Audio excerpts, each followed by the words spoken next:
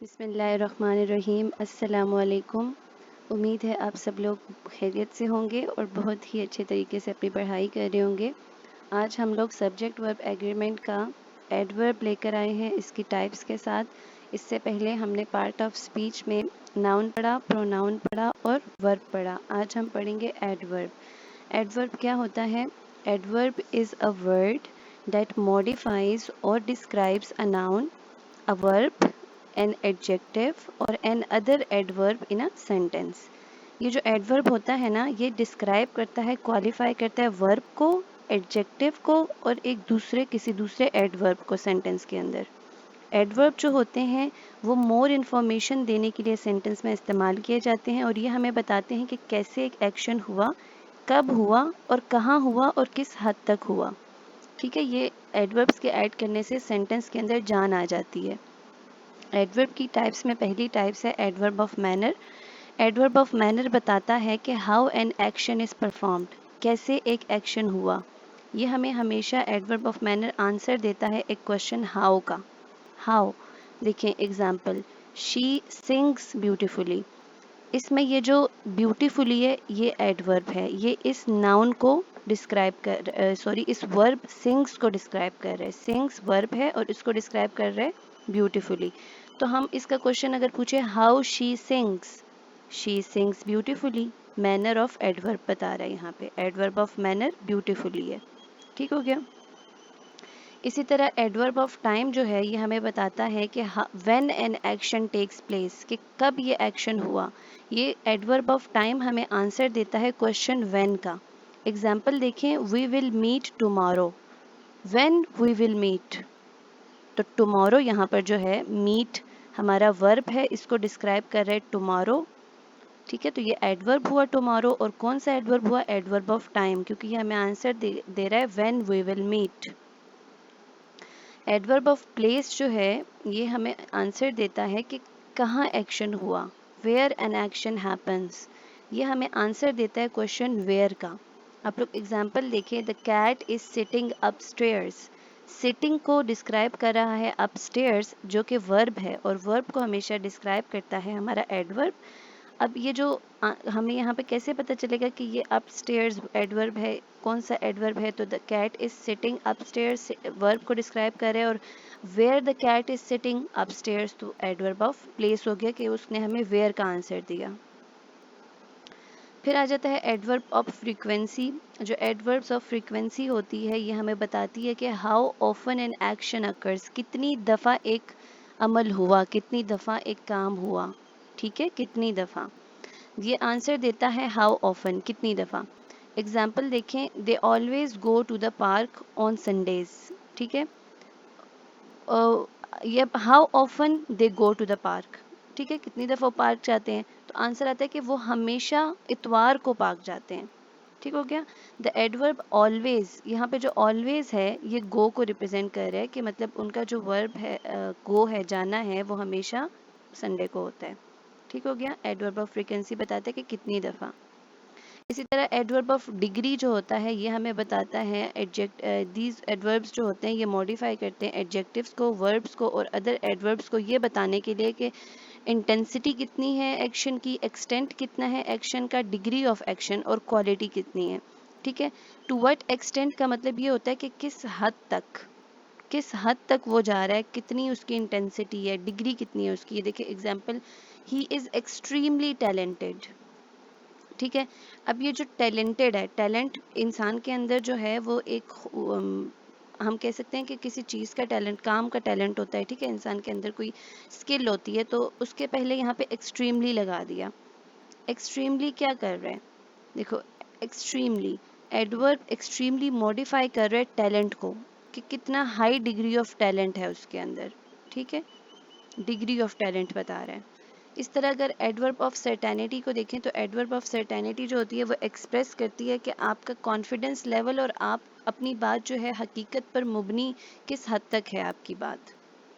ठीक है, कि आप जो बात करें उस पर आप कितने फर्म हो कि ये काम हो जाएगा, आप कितने सर्टेन हो, कितना आपको यकीन है कि ये काम हो जाएगा, वो इसमें बताया जाता है। जैसे देखिए, surely they will arrive on time. अब यहाँ पे एडवर्ब श्योरली जो है ना, श्योरली ये इंडिकेट कर रहा है कि स्पीकर कॉन्फिडेंस से बता रहा है कि वो इंशाल्लाह ताला उसका जो अराइवल है वो विल टाइम पर हो जाएगा, ठीक है। That the action of arriving on time will happen, surely they will arrive on time, ठीक है। एडवर्ब ऑफ सर्टेनिटी इसको बोलते हैं। उसके बाद होता है adverb of reason. Adverb of reason provide करता है हमें रीजन या पर्पस एक्शन का, वजह और उसके होने का क्या मतलब ज़रूरत है। अब आप देखें example, she studied hard to pass the exam, ठीक है। आप यहाँ पर देखिए रीज़न टू स्टडी क्या है उसकी, reason to study to pass the exam, ठीक है।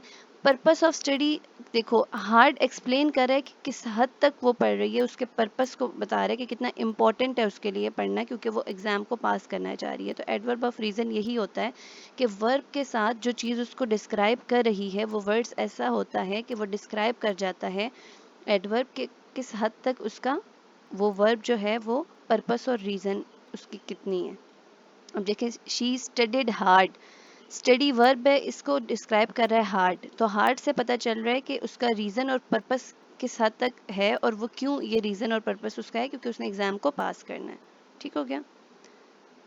आगे आ जाता है इंट्रोगेटिव एंड रिलेटिव एडवर्ब। जो इंट्रोगेटिव एडवर्ब्स होते हैं ये एडवर्ब्स यूज़ किए जाते हैं सवाल पूछने के लिए, ठीक है, और हमेशा इनको सेंटेंस के स्टार्ट पर ही यूज़ किया जाता है। जैसे आप लोग देखें, व्हेन विल यू रिटर्न, ठीक है। अब यहाँ पे जो व्हेन है, विल यू रिटर्न, व्हेन यहाँ पर हमारा एडवर्ब इंट्रोगेटिव एडवर्ब है, ठीक है। ये इंट्रोड्यूस कर रहा है क्वेश्चन को कि एक बंदे से पूछ रहे कि तुम कब वापस आओगे, व्हेन विल यू रिटर्न, ठीक है।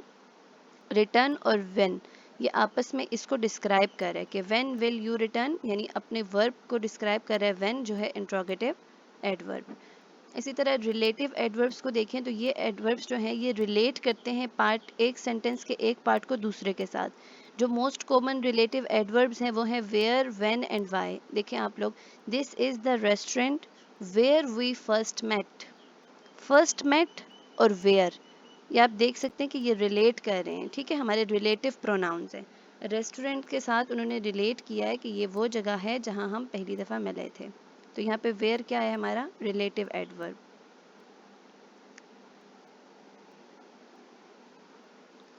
उसके बाद आ जाता है कंजंक्टिव एडवर्ब। कंजंक्टिव एडवर्ब बताता है, जॉइन करता है, ये कंजंक्शन से आप रिलेट कर सकते हैं, ये दो सेंटेंसेस को, दो क्लॉजेस को जॉइन करता है और एक लॉजिकल कनेक्शन बनाता है उनके दरमियान। देखें, शी स्टडीड हार्ड, अब ये जो कॉन्सिक्वेंटली है ना, कॉन्सिक्वेंटली ये हमारा कंजंक्टिव एडवर्ब है। शी पास्ड द एग्ज़ाम, ये एडवर्ब कॉन्सिक्वेंटली बता रहा है कि काज and effect relationship between hard studying and passing the exam. देखा है आप लोगों ने, शी स्टडीड हार्ड और शी पास द एग्ज़ाम, इन दो क्लॉजेस के दरमियान रिलेशन बनाने के लिए, लॉजिकल रिलेशन बनाने के लिए उन्होंने एक एडवर्ब यूज़ किया कॉन्सिक्वेंटली, नतीजे के तौर पर, ठीक है। तो ये हमें बता रहा है कि क्यों उसने हार्ड पढ़ा और उसने एग्ज़ाम, वो उसने हार्ड पढ़ा और उसने एग्ज़ाम, लकीली उसने एग्ज़ाम पास कर लिया नतीजा के तौर पर। अब हमारा आ जाता है एडजेक्टिव, ठीक है। एडजेक्टिव क्या होता है, एडजेक्टिव को बोलते हैं इसमें सिफ्त। एडजेक्टिव वो वर्ड होता है, अब गौर से सुनिएगा, अभी अभी हमने पढ़ा कि एडवर्ब वो वर्ड है जो वर्ब को, एडजेक्टिव को और किसी दूसरे एडवर्ब को डिस्क्राइब करता है। एडजेक्टिव क्या करता है, एडजेक्टिव डिस्क्राइब करता है, मॉडिफाई करता है नाउन को या प्रोनाउन को। प्लीज़ यहाँ आप लोगों ने ध्यान रखना है जब आप लोगों ने डिटेक्ट करना है कि ये एडजेक्टिव है या एडवर्ब है, क्योंकि एडजेक्टिव डिस्क्राइब और मॉडिफाई करेगा नाउन और प्रोनाउन को और मोर इन्फॉर्मेशन देगा नाउन और प्रोनाउन के क्वालिटीज़ या एट्रीब्यूट्स के बारे में। आप लोग देखिए जैसे टॉल ट्री, ये जो ट्री है ये नाउन है, तो इसके बारे में यहाँ पर मज़ीद इन्फॉर्मेशन प्रोवाइड की जा रही है एडजेक्टिव लगाकर टॉल। इसी तरह गर्ल एक नाउन है, इसके आगे ये ब्यूटीफुल लगा दिया तो हमें बताया जा रहा है कि ब्यूटीफुल गर्ल मीन ये ब्यूटीफुल उसका एडजेक्टिव है। इसी तरह जो टाइप्स ऑफ एडजेक्टिव है उसमें पहली है डिस्क्रिप्टिव एडजेक्टिव। डिस्क्रिप्टिव एडजेक्टिव जो होती हैं वो हमें इंफॉर्मेशन प्रोवाइड करती हैं क्वालिटीज़ और करेक्टरिस्टिक्स के बारे में नाउन के, ठीक है। ये हमें इस तरह के क्वेश्चंस का आंसर देती है, what kind, which one, how many. जैसे देखें, the green grass swayed in the wind, ठीक है। आप लोग यहाँ पे कह सकते हैं what kind of grass swayed in the wind, तो वो कहेंगे ग्रीन ग्रास। ग्रास क्या है, नाउन है, नाउन को डिस्क्राइब कर रहे हैं ग्रीन, तो किस टाइप, कौन सा एडजेक्टिव हुआ, descriptive adjective. She lives in a small house, ठीक है, what kind of house she live, she live in a small house, ये जो स्मॉल है ये साइज बता रहा है, व्हाट काइंड का आंसर दे रहा है डिस्क्रिप्टिव एडजेक्टिव में। The angry customer complained about the service, which customer complained about the service, angry customer, ये जो कस्टमर है ये नाउन है, नाउन से पहले लग गया डिस्क्राइबर एंग्री, तो ये है हमारा एडजेक्टिव।